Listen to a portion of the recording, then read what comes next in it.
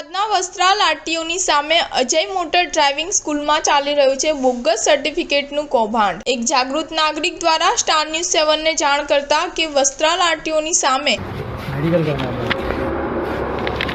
थोड़ा जल्दी आ जाए मोइनुद्दीन और साजिद खान અજય ડ્રાઇવિંગ સ્કૂલમાં નકલી મેડિકલ સર્ટિફિકેટનું કૌભાંડ ચાલી રહ્યું છે। આ બાબતે સ્ટાર ન્યૂઝ 7એ રિયાલિટી ચેક કરતા અહીં ફક્ત 50 રૂપિયામાં ચેકઅપ વગર મેડિકલ સર્ટિફિકેટ આપવામાં આવી રહ્યા છે। વિડીયોમાં તમે સ્પષ્ટપણે જોઈ રહ્યા છો કે કેવા મેડિકલના નકલી સ્ટેમ્પ મળી રહ્યા છે। આ સ્ટેમ્પ રબારી કોલોનીમાં આવેલા અરિયંત ક્લિનિકના ડોક્ટર સચિન જૈન અને ડોક્ટર જગદીશ પટેલના છે। આ વાતની પુષ્ટિ કરતા અરિયંત ક્લિનિકના ડોક્ટર સચિન જૈનના બતાવ્યા મુજબ डॉक्टर जगदीश पटेल 2 થી 3 વર્ષથી મહેસાણા સ્થિર થઈ ગયા છે। अबे यहाँ योगेश पटेल ने तो इसको तो खबर भी नहीं होगी योगेश भाई को ना पर ऐसा है मैटर सीरियस है कभी अपना नाम खराब होता है वो ये भाई ने वीडियो के साथ दिखाया कि ये खुद ही गए खाली 100 रुपया अपनी डिग्री की वैल्यू 100 रुपया